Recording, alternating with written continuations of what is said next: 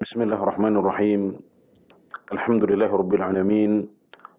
Wassalatu wassalamu ala asyrafil anbiya'i wal mursalin sayyidina Muhammadin wa ala alihi wa ashabihi ajma'in. Amma ba'd. Para pemirsa dan pendengar yang dirahmati Allah Subhanahu wa taala, kembali kita bersyukur kepada Allah Azza wa Jalla atas berbagai nikmat yang dianugerahkannya kepada kita.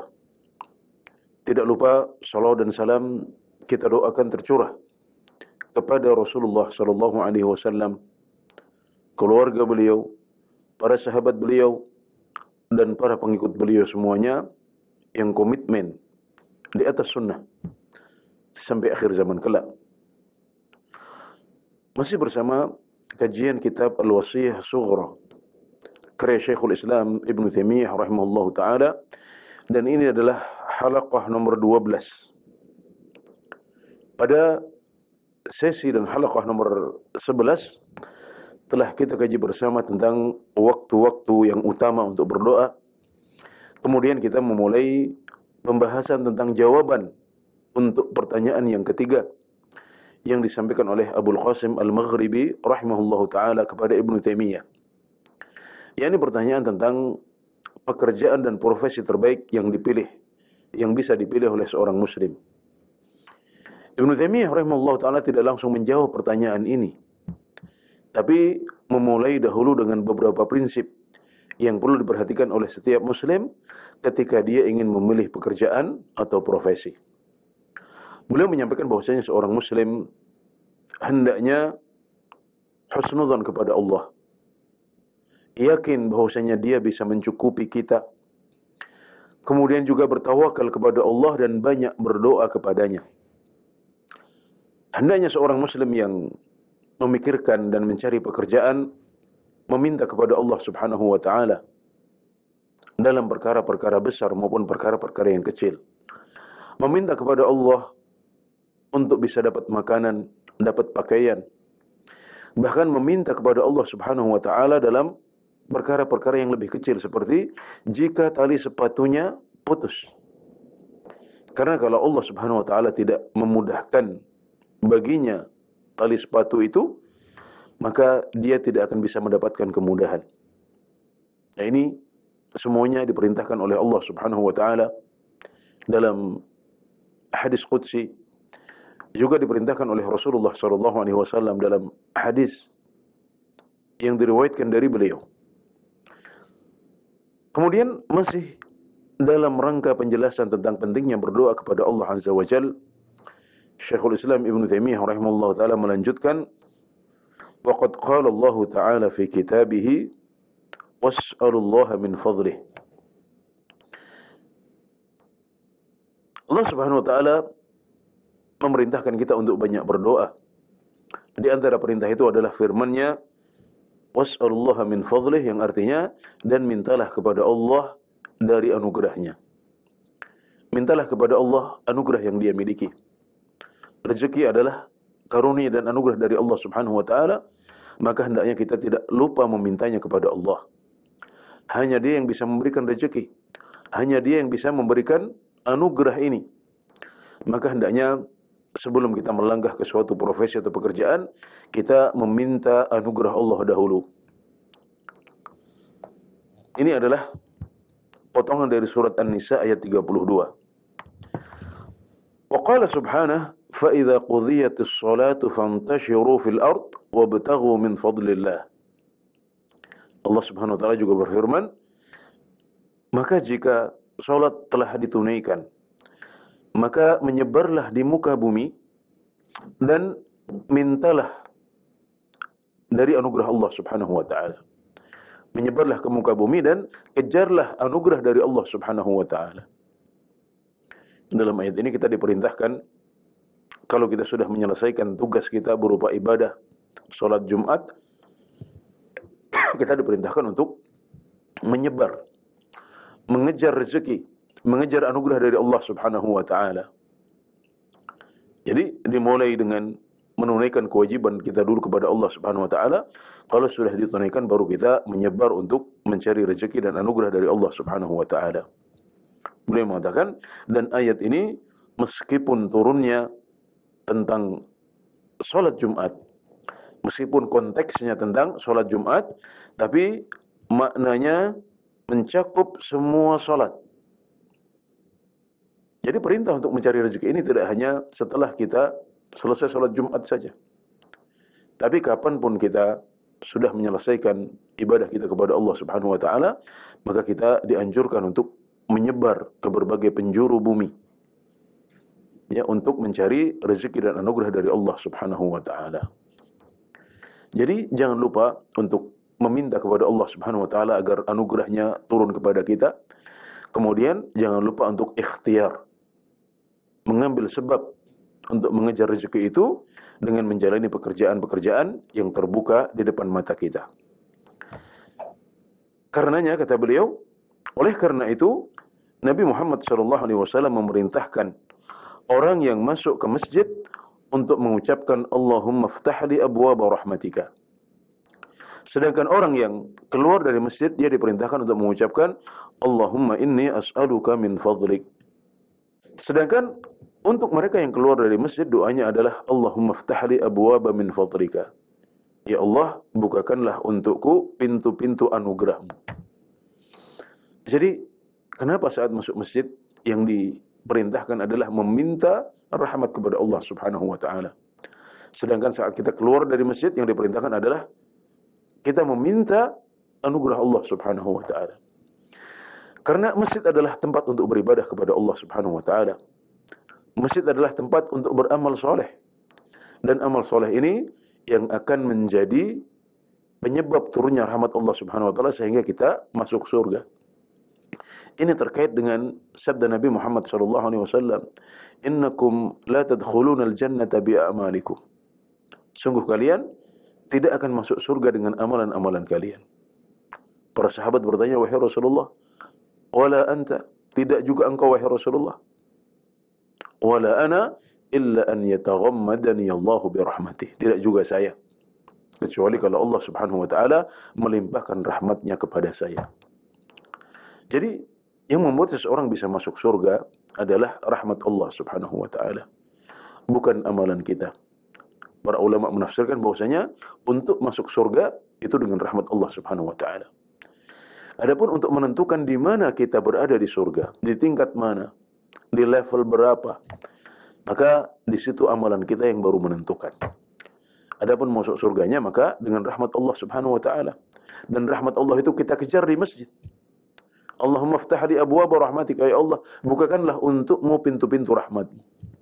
Adapun setelah kita menyelesaikan ibadah kita, menyelesaikan kewajiban salat kita, maka Nabi Muhammad SAW mengajarkan kita, beliau mengajarkan Allahumma ftahli abwaaba fadlika, ya Allah, ya Tuhan kami, bukakanlah untuk kami pintu-pintu anugerahmu, pintu-pintu rezekimu. Ya karena rezeki itu hanya di luar masjid sana. Semuanya ada di luar sana, dicarinya di luar masjid. Maka luar masjid adalah tempat untuk mencari dan mengejar rezeki dari Allah Subhanahu wa Ta'ala. Jadi dari sini kita melihat bahwasanya hadis-hadis ini terkait. Ayat-ayat ini juga terkait. Bermuara kepada satu hal, bahwasanya ini semuanya tentang anugerah Allah Subhanahu wa Ta'ala yang perlu untuk kita minta kepadanya, karena dialah yang memiliki anugerah itu. Ini ayat Al-Quran yang bercerita tentang Nabi Ibrahim alaihissalam. Beliau mengatakan, فَابْتَغُوا عِنْدَ اللَّهِ الرِّزْقَ وَاعْبُدُوهُ وَاشْكُرُوا لَهُ. Surat Al-Ankabut ayat 17. فَابْتَغُوا عِنْدَ اللَّهِ الرِّزْقَ. Maka kejarlah rezeki di sisi Allah. Dia yang punya, dia yang menurunkannya, dia yang membagikannya. Maka jangan lupa untuk berdoa kepadanya. Wa'buduh, tapi juga jangan lupa untuk menyembahnya. Washkurulah, jangan lupa untuk bersyukur kepadanya. Tidak hanya mencari rezeki, tapi kita juga meminta, beribadah, dan bersyukur kepada Allah Subhanahu wa Ta'ala. Jadi tiga hal ini digabungkan dalam nasihat Nabi Ibrahim alaihissalam. Yang pertama, mengejar rezeki di sisi Allah. Yang kedua, beribadah kepada Allah. Yang ketiga, bersyukur kepadanya. Maka jangan hanya sibuk dengan mengejar rezeki, ikhtiar untuk mengejar rezeki. Tapi ingat juga untuk beribadah kepada Allah Dan ingat juga untuk bersyukur kepadanya saat kita mendapatkan rezeki dari Allah Subhanahu wa taala. Dan ini adalah perintah yang disampaikan oleh Nabi Ibrahim alaihi salam, yang diperintahkan oleh Allah Subhanahu wa taala langsung, was'alullaha min fadlih. Kemudian perintah Allah dalam surat Al-Jum'ah, fa idza qudiyatis shalatu fantashiru fil ard wabtaghu min fadlillah. Ini semuanya adalah perintah, dan dalam kajian usul fikih, perintah itu hukum dasarnya adalah wajib. Kalau ada sebuah perintah dari Allah Subhanahu wa taala atau perintah dari Rasulullah sallallahu alaihi wasallam, maka pada dasarnya perintah ini ditafsiri mengandung makna wajib. Artinya wajib bagi kita untuk meminta rezeki kepada Allah. Wajib bagi umat Islam untuk berdoa kepada Allah Subhanahu wa taala agar rezeki turun darinya. Jadi jangan hanya menyibukkan diri dengan ikhtiar dan mengejar rezekinya saja.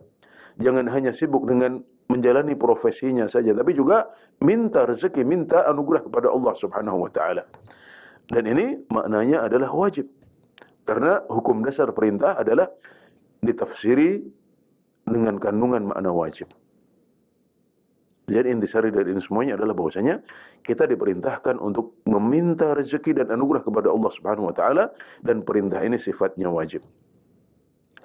Kemudian kesimpulannya, fal isti'anatu billah wal luj'u ilaih fi amri rizqi wa ghairihi aslun 'azim. yakni bahwasanya meminta pertolongan kepada Allah, menghadap kepadanya, berdoa kepadanya dalam urusan rezeki dan yang lain adalah sebuah prinsip yang agung yang harus dipahami oleh setiap muslim. Jadi masalah profesi bisa berbeda-beda. Tapi apapun profesi kita harus paham dengan prinsip-prinsip ini. Mulai pekerjaan kita dengan husnudzan kepada Allah. Tawakal kepada Allah, pasrahkan urusan kita kepada Allah. Jangan lupa berdoa dan minta kepada Allah dalam urusan rezeki. Ini 4 prinsip yang penting untuk kita terapkan.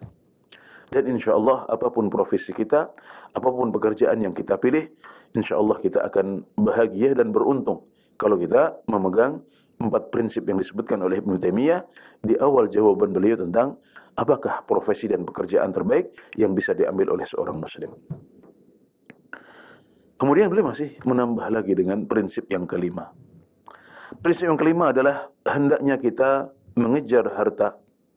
Hendaknya kita mencari harta dan rezeki ini dengan sakhawatu nafs, dengan jiwa yang pemurah, dengan murah hati. Nah, sakhawatu nafs ini disandingkan dengan ngotot, ngoyo, dan pelit. Jadi dalam sebuah hadis sahih yang diriwayatkan oleh Al-Bukhari rahimahullahu taala, Nabi Muhammad sallallahu alaihi wasallam disebutkan dimintai oleh Hakim bin Hizam, seorang sahabat Rasulullah sallallahu alaihi wasallam. Beliau mengatakan, "Sa'altu Rasulullah sallallahu alaihi wasallam fa'atani, thumma sa'altuhu fa'atani." Saya meminta kepada Rasulullah sallallahu alaihi wasallam harta, kemudian beliau kasih. Saya minta lagi, kemudian beliau kasih. Nah, kemudian di akhir hadis Nabi Muhammad sallallahu alaihi wasallam memberikan nasihat kepada Hakim bin Hizam. Beliau mengatakan, "Ya Hakim, innal mala khadirun hulwun." Wahai Hakim, sesungguhnya harta itu menarik dan manis. Khadir artinya adalah memiliki warna yang menarik. Jadi kalau dikatakan warna itu khadir atau al-launul khadir atau al-khadiru minal alwan, itu adalah warna yang menarik jiwa kita. Jadi hadis ini berarti bahwasanya harta itu menarik dan manis. Tentunya ini tidak perlu kita jelaskan dengan panjang lebar, karena setiap dari kita paham bahwasanya yang namanya harta, kekayaan itu menarik dan manis.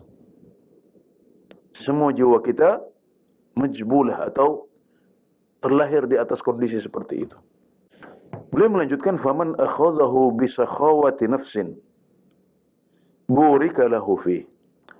Maka barang siapa yang mengambil harta dengan murah hati, maka akan diberkahi untuknya hartanya. Maka harta yang dia ambil itu akan diberkahi oleh Allah Subhanahu wa taala.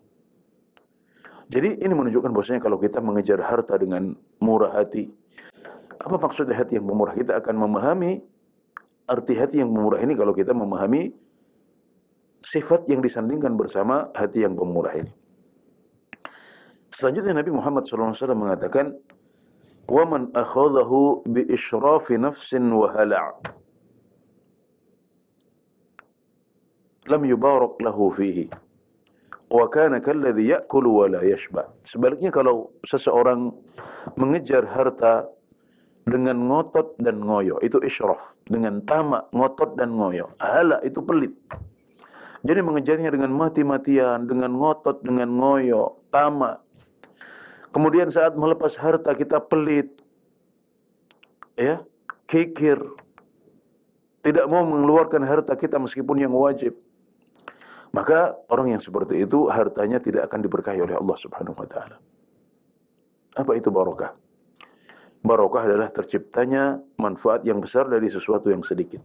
Sebaliknya kalau harta ini banyak, penghasilan yang besar, tapi kita merasa tidak pernah cukup, ya, untuk keluarga kita pun tidak cukup.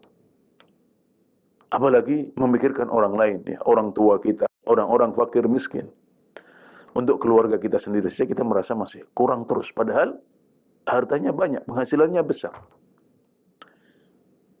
Dan juga penghasilan yang besar itu tidak membuat kita mendekat kepada Allah Subhanahu wa taala, tapi kita justru malah semakin jauh darinya. Maka itu adalah tanda harta yang tidak diberkahi. Adapun kalau harta diberkahi, maka harta itu akan bermanfaat, punya manfaat yang luas. Kalau hasilnya banyak, juga manfaatnya lebih besar lagi. Jadi harta barokah itu tidak harus kecil. Tapi kalau dia sedikit, maka dia manfaatnya luas. Nah, bagaimana cara mewujudkan barokah dalam harta kita? Di sini Nabi Muhammad SAW menyebutkan salah satu kuncinya. Kuncinya adalah dengan mengejar harta itu dengan tidak tamak.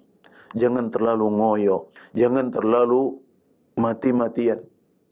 Kemudian saat sudah dapat harta, maka jangan kemudian kita pelit dan lupa dengan hak-hak Allah, hak-hak fakir miskin, hak-hak orang lain yang lebih membutuhkan. Nah, itu adalah kunci barokah harta. Sebaliknya kalau kita mengejar harta dengan ngoyo, dengan ngotot, dengan mati-matian, sampai meninggalkan kewajiban-kewajiban agama kita.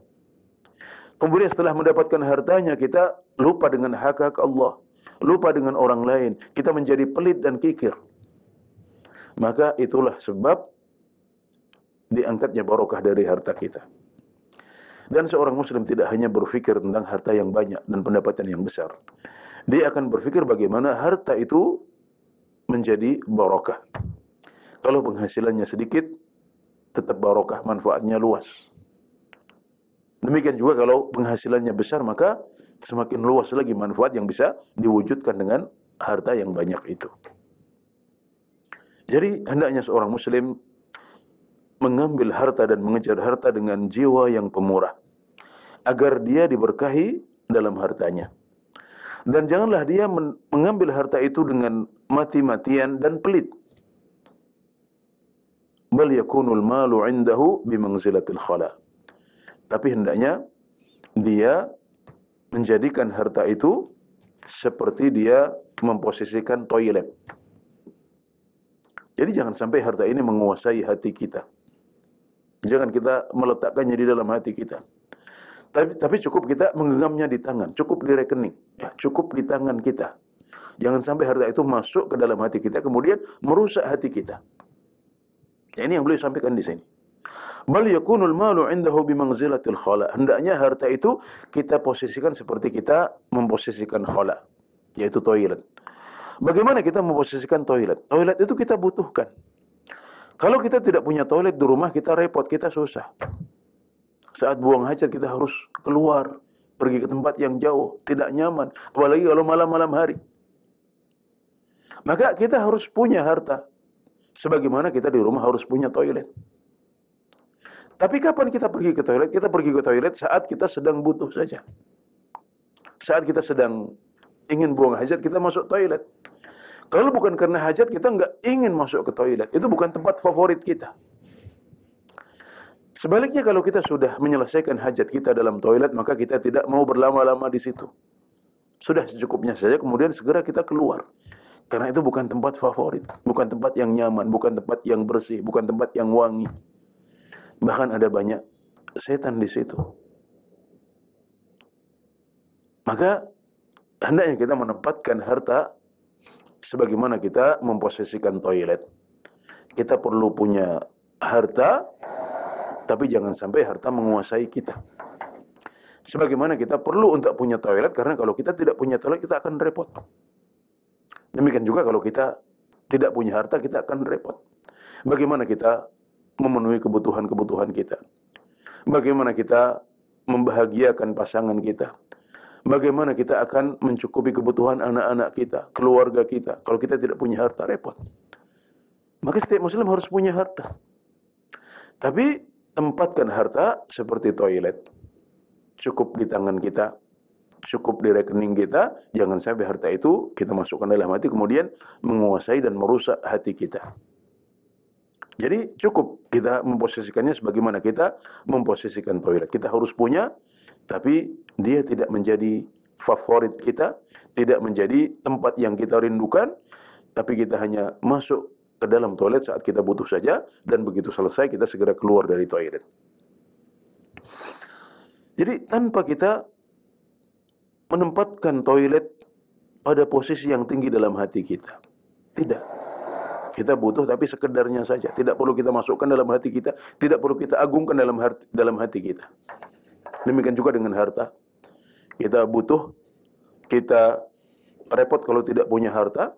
Tapi jangan posisikan harta memiliki kedudukan yang tinggi dalam hati kita, karena itu akan bahaya. وَالسَّعْيُ فِيهِ إِذَا سَعَى كَإِصْلَاحِ الْخَلَى. Demikian juga saat kita keluar untuk mencari rezeki, saat kita keluar untuk mengejar harta, maka itu seperti kita sedang memperbaiki toilet kita.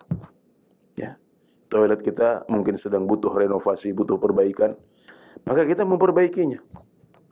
Begitu juga saat harta kita berkurang, kebutuhan kita lebih banyak, misalnya di bulan-bulan tertentu, maka kita perbanyak kerja kita.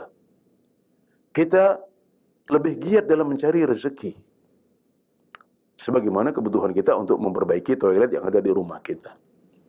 Maka Masya Allah, ini adalah prinsip yang kelima yang diajarkan oleh Ibnu Taimiyah, sang penulis kitab kita ini. Dan ini adalah sebuah prinsip yang agung. Hendaknya seorang muslim pintar-pintar dalam menempatkan harta dalam hatinya.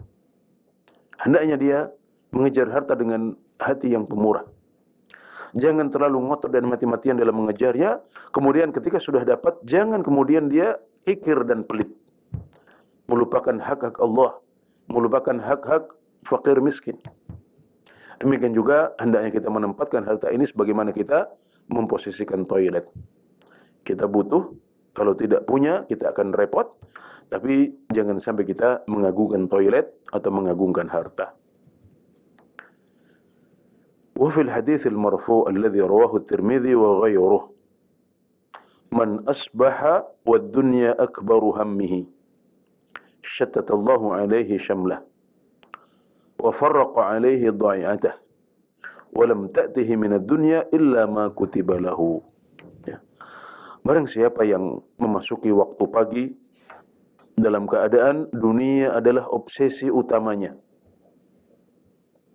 Kalau dia memasuki waktu pagi dalam keadaan obsesi terbesarnya adalah dunia, dunia, dunia. Apa yang Rasulullah SAW janjikan? Allah Subhanahu wa taala akan mencerai-beraikan urusannya. Allah Subhanahu wa taala akan menggagalkan usahanya. Dan tidak akan datang kepadanya dunia kecuali apa yang ditakdirkan oleh Allah Subhanahu wa taala. Tidak akan datang kepadanya dunia kecuali yang telah Allah tuliskan. Jadi kalau kita memasuki waktu pagi dengan menggantungkan dunia, menjadikan dunia sebagai obsesi terbesar kita, maka kita justru akan merugi, karena Allah Subhanahu wa taala berjanji akan mencerai-beraikan urusan kita, menggagalkan usaha kita. Dhai'ah di sini artinya adalah penghasilan atau bisnis, atau urusan, atau pertanian. Jadi intinya Allah Subhanahu wa taala akan mencerai-beraikan pekerjaan dan urusan kita. Kemudian setelah kita mengagungkan dunia, kita menjadikannya sebagai obsesi utama kita setiap pagi. Ternyata tidak akan datang kepada kita dari dunia itu kecuali hanya yang Allah tuliskan saja, Allah yang sudah takdirkan. Tidak akan lebih. Karena semuanya sudah ditakdirkan oleh Allah Subhanahu wa taala, maka yang kita dapat hanya yang kita takdirkan saja. Padahal kita sudah mati-matian menjadikan dunia sebagai obsesi. Dalam sebagian riwayat hadis disebutkan wa ja'alallahu faqrahu baina ainai. Kalau kita menjadikan dunia sebagai obsesi utama kita saat kita memasuki waktu pagi, maka Allah akan cerai-beraikan urusan kita. Allah Subhanahu wa taala akan jadikan kemiskinan kita di depan mata. Jadi kita selalu merasa miskin, selalu merasa kurang. Yang kita adalah kemiskinan dan kefakiran terus.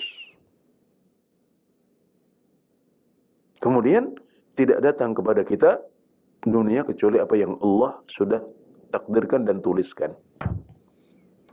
Terus apa keuntungan yang menjadikan dunia sebagai obsesi kita? Justru kita akan merugi.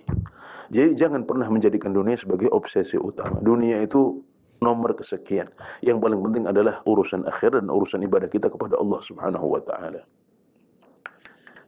Di hadis yang sebelumnya tadi disebutkan wa kana kalladzi ya'kulu wa la yashba. Kalau kita terobsesi dengan dunia, mencari dengan mati-matian dan ngoyo, lupa daratan, lupa hak Allah, pelit, kikir, apa yang terjadi? Kita akan menjadi orang yang melihat kemiskinan di depan mata kita terus. Dan seperti orang yang makan tapi enggak pernah kenyang. Wa kana kalladzi ya'kulu wa la yashba. Na'udzubillahi min dzalik. Terus apa yang seharusnya kita lakukan? Sebaliknya, hendaknya kita menjadikan akhirat sebagai obsesi utama kita setiap pagi. Di akhir hadis, Nabi Muhammad SAW mengatakan, وَمَنْ أَصْبَحَ وَالْآخِرَةُ أَكْبَرُ هَمِّهِ. Adapun mereka yang memasuki waktu pagi dalam keadaan akhirat adalah obsesi utamanya. Akhirat adalah perkara yang terus dia pikirkan. Akhirat menjadi beban pikiran dia. Maka ada 3 hal yang dijanjikan oleh Allah Subhanahu wa taala. Yang pertama, jama'allahu alaihi syamlah. Allah Subhanahu wa taala akan mengumpulkan untuknya urusannya yang telah tercerai-berai. Urusan-urusan dia yang pernah gagal, yang kesulitan, ada masalah di sana sini, Allah bereskan urusan-urusan itu. Wa ja'ala ghinahu fi qalbi. Allah akan jadikan kekayaan dia di hatinya. Kalau kita sudah punya qanaah, punya kekayaan di hati ini, maka berapapun yang kita dapat, kita akan qanaah dan bersyukur kepada Allah Subhanahu wa taala sehingga kita merasa kaya. Dikasih sedikit, kita merasa kaya. Dikasih banyak, kita juga tetap merasa kaya. Tidak pernah merasa kurang. Nah, inilah hal-hal seperti inilah yang perlu diperhatikan oleh setiap muslim. Jadi tidak selalu dengan nominal yang besar. Kadang-kadang nominal yang lebih kecil.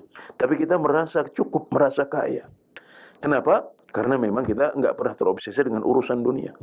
Obsesi kita akhirat, berapapun yang Allah berikan kepada kita, kita syukuri itu. Dan kita punya qanaah dalam hati. Ini yang lebih penting. Janji yang ketiga, وَأَتَتْهُ الدُّنْيَا وَهِيَ رَاغِمَةٌ. Dan dunia akan datang kepadanya dalam keadaan kerdil.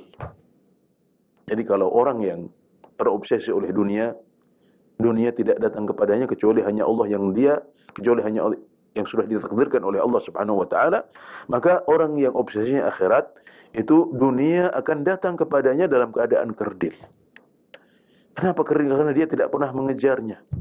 Dia tidak pernah terobsesi dengannya, tapi tetap dunia itu datang. Dia tidak kekurangan karena Allah jadikan kekayaannya dalam hatinya. Allahu Akbar. Ini adalah 2 hal yang berseberangan 360 derajat dan kita bisa memilih. Mana yang kita pilih? Apakah kita ingin Allah Subhanahu wa taala mencerai-beraikan urusan kita, menggagalkan usaha dan bisnis kita, menjadikan kemiskinan selalu di depan mata, dan menjadikan rezeki kita terbatas, ya. Tidak datang kepada kita kecuali hanya Allah yang sudah tuliskan saja. Ini pilihan pertama, tentunya kita tidak mau itu semuanya. Kalau kita sehat, kalau kita berakal, kalau kita normal, kita pasti akan memilih yang kedua. Allah Subhanahu wa taala bereskan urusan-urusan kita. Allah Subhanahu wa taala menjadikan kekayaan kita di hati kita. Allah menjadikan dunia tunduk, datang, terkirim kepada kita dalam keadaan dia kerdil. Bagaimana caranya? Caranya dengan menjadikan obsesi kita setiap pagi adalah urusan akhirat. Ingat, setiap masuk waktu pagi, ingat bahwasanya urusan yang paling penting kita adalah urusan akhirat. Dunia itu hanya 10 tahun, 20 tahun, 30 tahun, 40, 50, 60, 70. Setelah itu, finish. Semuanya berganti menjadi kehidupan akhirat yang abadi. Volumenya lebih besar. Urgensinya lebih penting. Ya, dia abadi. Kita akan di sana untuk waktu yang sangat panjang. Dan sayangnya, kebahagiaan kita di sana atau kesengsaraan kita di alam akhirat itu tergantung pada amal kita saat kita masih di dunia. Maka jangan terpedaya dengan dunia. Jangan jadikan dunia sebagai obsesi utama kita. Kita harus pintar menempatkan. Maka di antara fikih seorang hamba adalah pintar-pintar menempatkan segala sesuatu dengan proporsional, dengan adil. Tidak salah prioritas. Ini penting untuk kita pahami bersama. Maka Ibnu Taimiyah rahimahullah ta'ala di jawaban beliau kepada Abul Qasim Al-Maghribi ini memulai dengan 5 prinsip ini. Kemudian beliau melanjutkan, wa qala ba'dhu salaf, anta muhtajun ila dunya wa anta ila nasibika minal akhirati ahwaj.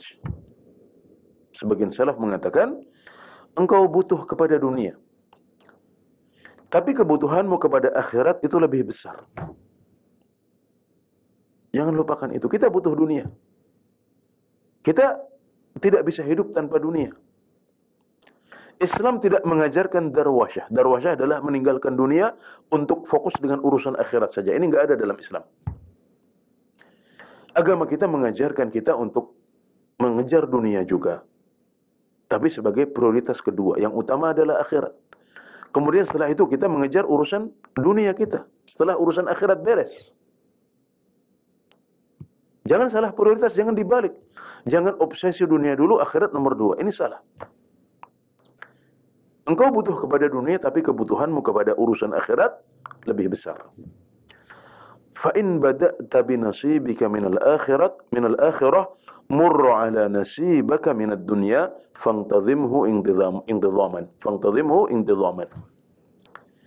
Maka kalau engkau sudah memulai dengan membereskan bagian dari urusan akhiratmu, maka hendaknya engkau melewati urusan duniamu, kemudian silahkan engkau untai dan rangkai dunia itu. Ini Islam. وَابْتَغِي فِيمَا آتَاكَ اللَّهُ الدَّارَ الْآخِرَةَ وَلَا تَنْسَ نَصِيبَكَ مِنَ الدُّنْيَا. Dan kejarlah akhirat. Kejarlah apa yang Allah berikan kepadamu dari urusan akhirat. Kejar dulu, itu yang prioritas. وَلَا تَنْسَ نَصِيبَكَ مِنَ الدُّنْيَا. Dan jangan engkau lupa bagianmu dari urusan dunia. Jadi sekali lagi, Islam tidak mengajarkan kita darwasyah. Darwasyah artinya adalah meninggalkan dunia sama sekali untuk hanya fokus dalam urusan akhirat kita. Ini bukan ajaran Islam. Kita diperintahkan untuk menjadikan akhirat sebagai prioritas, kemudian tidak melupakan dunia kita. Boleh kita mengurusi dunia, boleh kita mengejar dunia, tapi dengan aturan-aturan yang telah dijelaskan tadi itu. Tanpa melanggar prinsip-prinsip yang sudah dijelaskan tadi di depan. Dan ketika seorang muslim mengejar dunianya, dia merangkai dan menguntai dunia ini, maka dia tidak lupa dengan akhiratnya. Jadi dia menjadikan dunia sebagai batu loncatan untuk mengejar akhirat. Ketika akhirnya dia menjadi kaya raya misalnya, maka dia tidak lupa dengan kewajiban zakat, dengan kewajiban haji, kewajiban membantu orang-orang miskin ketika mereka membutuhkan.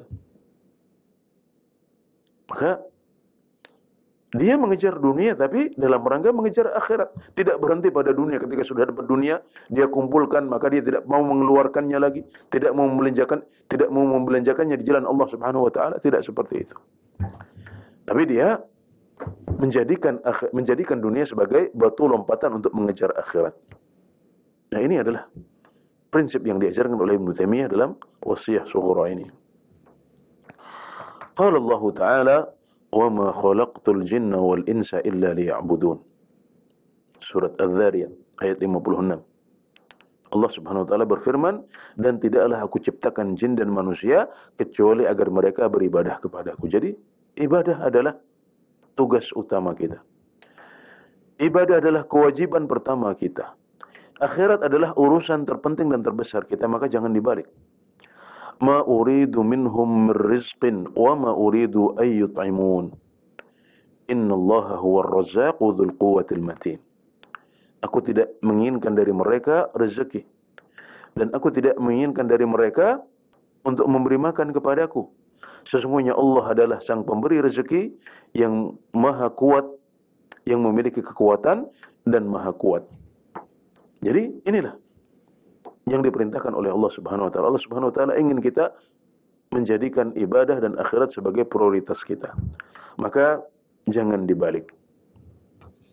Nah, kemudian setelah menjelaskan 5 prinsip ini, baru beliau menjawab apa pekerjaan dan profesi yang terbaik yang bisa dipilih oleh seorang muslim. Jadi jangan lupa untuk husnudzon kepada Allah. Meyakini bahwasanya Allah bisa mencukupi dan membuat kita kaya. Tawakal kepada Allah Subhanahu wa taala, banyak berdoa kepada Allah, dan jangan salah prioritas. Tempatkan dunia secara proporsional, jangan lebihkan dia dibanding dengan urusan akhirat. Baru kemudian beliau menjawab pertanyaan Abul Qasim tentang profesi terbaik.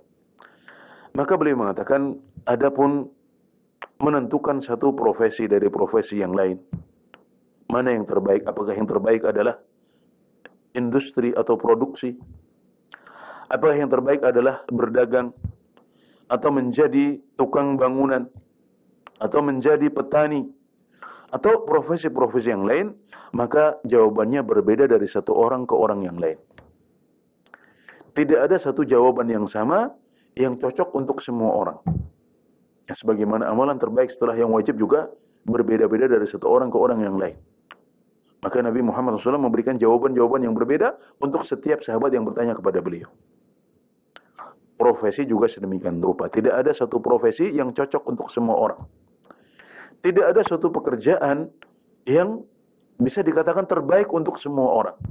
Tapi ini berbeda dari satu orang ke orang yang lain. Wala a'lamu fi dzalika syai'an 'amman. Saya tidak mengetahui ada satu jawaban yang bisa cocok sesuai untuk semua orang. Tapi kata beliau, walakin idza 'anna lil insani jihatun falyastakhirillaha ta'ala. فليستخير الله تعالى فيها الاستخارة المتلقاه عن معلم الخير صلى الله عليه وسلم. Tapi apapun pekerjaan yang kita lirik, atau apapun pekerjaan yang kita inginkan, yang terbetik pada benak kita, maka hendaknya kita tidak melupakan istikharah kepada Allah Subhanahu wa taala, yakni meminta petunjuk kepada Allah Azza wa Jalla. Apakah ada kebaikan di sana? Apakah itu yang terbaik untuk kita? Apakah itu yang paling selamat untuk kita? Kita memintakannya kepada Allah Subhanahu wa taala karena pekerjaan ini barangkali akan kita jalani untuk waktu yang lama, bisa puluhan tahun. Maka jangan sampai melupa untuk melibatkan Allah Subhanahu wa taala dalam perkara besar ini. Karena pekerjaan yang mungkin kelihatannya bagus untuk kita belum tentu baik untuk akhirat kita. Pekerjaan yang tahun ini kelihatan menguntungkan belum tentu akan menguntungkan 5 tahun yang akan datang, 10 tahun yang akan datang. Jadi jangan lupa untuk istikharah kepada Allah Subhanahu wa taala agar kita diberikan pekerjaan yang terbaik dan yang paling barokah untuk kita, yang paling menguntungkan untuk kita juga. Istikharah apa? yakni istikharah yang diajarkan oleh muallimil khair, oleh pengajar kebaikan baginda Rasulullah sallallahu alaihi wasallam. Beliau sudah mengajarkan kepada kita untuk istikharah dalam berbagai urusan kita. Dimulai dengan salat 2 rakaat. Kemudian kita meminta kepada Allah Subhanahu wa taala dengan berdoa, doa yang masyhur untuk istikharah. Allahumma inni astakhiruka bi'ilmika wa astaqdiruka biqudratika fa innaka taqdiru wa la aqdir wa ta'lamu wa la a'lam wa anta 'allamul ghuyub. Allahumma in kunta ta'lam anna hadhihi al-mihnah, kita sebutkan profesinya apa, khairun li fi dini wa dunyaya wa ma'ashi wa 'aqibati amri faqdurhu li wa yassirhu li thumma barik li fihi. Kita meminta kepada Allah Subhanahu wa taala yang Maha Tahu, yang Maha Berkuasa, untuk memberikan petunjuk kepada kita. Maka kalau sebuah pekerjaan adalah yang terbaik untuk kita, kita meminta untuk ditakdirkan bagi kita, dimudahkan untuk kita dan diberkahi. 3 hal yang kita minta kepada Allah Subhanahu wa taala. Ditakdirkan, kemudian dimudahkan dan diberkahi. Maka fa inna fiha minal barakati ma la yuhatu bihi. Di sana ada barakah yang tidak terbatas, ada barakah yang sangat luas. Ada kebaikan yang tidak terbatas. Di balik apa? Di balik istikharah kepada Allah Azza wa Jalla. Sebaliknya, wa in kunta ta'lam anna hadhihi al-mihnah syarrun li fi dini wa ma'ashi wa 'aqibati amri. Kalau seandainya pekerjaan dan profesi ini buruk untukku, untuk duniaku, agamaku, untuk akhir hayatku, menjadikan saya tidak bisa husnul khotimah misalnya, maka kita meminta kepada Allah, fasrifu anni wasrifni anhu waqdur liyal khaira haitsu kana thumma ardhini bihi. Kita minta 4 hal. Maka ya Allah, jauhkanlah pekerjaan itu dariku, jauhkanlah aku dari pekerjaan itu, dan takdirkanlah untukku yang lebih baik atau yang terbaik. Kemudian jadikan aku ridho dengan pilihanmu itu. Jadi kalau profesinya buruk untuk kita, kita minta dihindarkan. Kemudian kita minta ditakdirkan yang terbaik sebagai penggantinya. Dan kita minta agar hati kita dibuat ridho dengan pilihan dari Allah Subhanahu wa taala ini. Jadi kita lega, plong. Mungkin kita sudah terobsesi dengan pekerjaan tertentu dan ternyata tidak kita dapatkan. Kenapa? Karena kita sudah istikharah dan ternyata pekerjaan itu tidak bisa kita raih karena tanda dari Allah Subhanahu wa taala bahwasanya ini sinyal bahwasanya Allah tidak mudahkan urusan itu, berarti itu bukan yang terbaik untukku. Tapi kadang-kadang karena mungkin pekerjaan itu adalah cita-cita kita sejak kecil, kita didoktrin terus mengejar itu, kuliah untuk itu di jurusan yang sama, ternyata lepas. Nah, kalau kita sudah istikharah kepada Allah Azza wa Jalla di awal, maka lepasnya pekerjaan itu adalah tanda bahwasanya Allah Subhanahu wa taala tidak memilihkannya untuk kita. Cuma kadang-kadang hati ini dongkol, hati ini tidak ridha. Tapi kalau kita istikharah, maka Allah akan takdirkan yang lebih baik untuk kita, bahkan yang terbaik untuk kita. Kemudian hati kita dibuat ridha dengan keputusan dan pilihan dari Allah Subhanahu wa taala ini. Maka inilah barakah yang tiada tara, barakah yang tidak terbatas yang ada pada istikharah. Maka jangan melupakan istikharah kepada Allah Azza wa Jalla. Kemudian beliau menambahkan di akhir jawaban, thumma ma tayassara lahu fala yatakallafu ghairah illa an yakuna minhu karahatun syar'iyyah.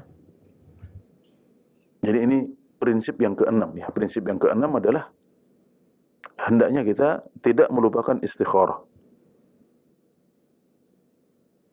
Setelah kita pintar menempatkan dunia, menempatkan pekerjaan pada proporsinya yang adil, tidak salah prioritas, kemudian santai ya, pekerjaan apapun kalau kita dasari dengan prinsip-prinsip ini, maka dia akan baik untuk kita. Dan prinsip yang selanjutnya adalah yang keenam adalah jangan melupakan istikharah kepada Allah Azza wa Jalla. Libatkan Allah Subhanahu wa taala dalam urusan-urusan kita, termasuk dalam memilih pekerjaan. Nah, yang ketujuh, kalau sudah dapat pekerjaan, ya, kalau Allah sudah berikan pilihannya untuk kita, maka jangan kita mengejar pekerjaan yang lain. Ya, kalau kita sudah istikharah, kemudian Allah mudahkan untuk kita suatu pekerjaan, maka jangan kemudian kita mengejar yang lain. Kemudian kita melihat, oh, barangkali kebaikan ada di sana. Loh, kan kita sudah istikharah. Kita sudah minta petunjuk kepada Allah Azza wa Jalla. Allah sudah mudahkan untuk kita sebuah pekerjaan yang insya Allah cocok untuk kita. Dan bisa jadi ada tanda-tanda bahwa itu yang terbaik untuk kita. Misalnya hati kita menjadi lapang dada dengan pekerjaan itu. Atau mungkin kita bermimpi itu adalah pekerjaan terbaik untuk kita yang mendatangkan keuntungan terbaik. Dan juga mendekatkan diri kita kepada Allah Azza wa Jalla. Sementara pekerjaan yang sempat kita terobsesi dengannya, tidak Allah mudahkan untuk kita. Berarti itu tanda bahwasanya inilah yang terbaik untuk kita dari Allah Azza wa Jalla. Maka kalau kita sudah dapatkan, maka jangan kemudian kita tinggalkan dan mengejar yang lain. Ini kurang beradab kepada Allah Azza wa Jalla. Maka beliau mengatakan, "Fala yatakallafu ghairah." Jangan kita memaksakan untuk mengejar pekerjaan yang lain. Illa an yakuna minhu karahatun syar'iyyah, kecuali kalau ada sesuatu hal yang dibenci secara syar'i pada pekerjaan itu. Misalnya setelah kita menjalani pekerjaan itu, ternyata pekerjaan itu ada makruh syar'i, ada sesuatu yang dibenci oleh Allah secara syar'i. Kita tidak bisa bebas menjalankan ibadah misalnya. Tidak bisa menjalankan sholat pada waktunya atau pada awal waktunya. Atau di sana ada hal yang diharamkan oleh Allah Azza wa Jalla. Nah, maka kalau ada karahatun syar'iyyah, kalau ada sesuatu yang dibenci secara syariat, baru kita disyariatkan untuk berpindah mencari pekerjaan yang lain. Adapun kalau tidak ada makruh syar'i, tidak ada sesuatu yang makruh atau dibenci secara syariat, maka hendaknya kita bertahan pada pekerjaan yang sudah kita dapatkan dan kita peroleh setelah kita beristikharah kepada Allah Azza wa Jalla. Nah, jadi ini adalah 7 prinsip yang diajarkan oleh Syekhul Islam Ibnu Taimiyah tentang pekerjaan. Ya, kita bisa ringkas. Yang pertama adalah husnudzan kepada Allah Azza wa Jalla. Yang kedua, meyakini bahwasanya Allah Subhanahu wa taala mampu untuk mencukupi dan membuat kita kaya. Kemudian tawakal kepada Allah Azza wa Jalla yang ketiga. Yang keempat, berdoa kepada Allah Azza wa Jalla dalam perkara-perkara besar maupun perkara-perkara kecil. Yang kelima, tempatkan dunia dan pekerjaan sesuai dengan proporsinya. Jangan berikan dia proporsi yang terlalu besar, kita agungkan sehingga kita menjadi salah prioritas. Ini yang kelima. Yang keenam adalah libatkan Allah dalam istikharah untuk memilih pekerjaan. Dan yang keenam, kalau sudah dapat pekerjaan, maka jangan tinggalkan untuk mengejar pekerjaan yang lain, kecuali jika ada sesuatu yang makruh secara syar'i atau dibenci secara syar'i dalam pekerjaan yang sudah kita jalani itu. Adapun apa profesinya, maka ini berbeda dari satu orang ke orang yang lain, dan tidak ada jawaban yang cocok. Tidak ada satu jawaban yang cocok untuk semua orang, tapi ini berbeda dari satu orang ke orang yang lain. Tapi insya Allah, apapun pekerjaan yang kita pilih, apapun profesi yang kemudian kita jalani, kalau kita menerapkan 7 prinsip ini, maka insya Allah kita akan menjadi orang yang beruntung dan bahagia di dunia dan akhirat, biidznillah ta'ala. Para pemirsa yang dirahmati Allah Subhanahu wa ta'ala, dengan demikian kita sudah menyelesaikan pembahasan tentang pertanyaan yang ketiga. yakni pertanyaan tentang pekerjaan atau profesi terbaik yang bisa dipilih oleh seorang muslim. Beginilah metode Ibnu Taimiyah rahimahullah taala dalam menjawab pertanyaan itu. Beliau tidak langsung memberikan jawabannya ya secara harfiah, tapi beliau memulai dengan menjelaskan prinsip-prinsip yang 7 ini dahulu. Kenapa? Karena memang tidak ada pekerjaan yang cocok untuk semua muslim. Tidak ada pekerjaan yang terbaik bagi semua orang. Ini berbeda dari satu orang ke orang yang lain. Tapi dengan menjalani 7 prinsip yang beliau jelaskan ini, maka insya Allah apapun pekerjaan yang kita jalani, insya Allah akan ada barokah di sana. Kita akan sukses dan bahagia dalam dunia dan akhirat kita, biidznillah ta'ala. Barangkali ini yang bisa kami sampaikan. Barangkali ini yang bisa kami sampaikan pada kesempatan sore hari ini. Semoga bermanfaat, menginspirasi, dan semoga Allah Subhanahu wa taala memberikan taufiknya kepada kita dalam segala urusan kita. Barakallahu fikum, wallahu taala a'lam, wa sallallahu ala nabiyyina Muhammad wa ala alihi wa sahbihi wa sallam, wa akhiru da'wana anil hamdulillahi rabbil alamin.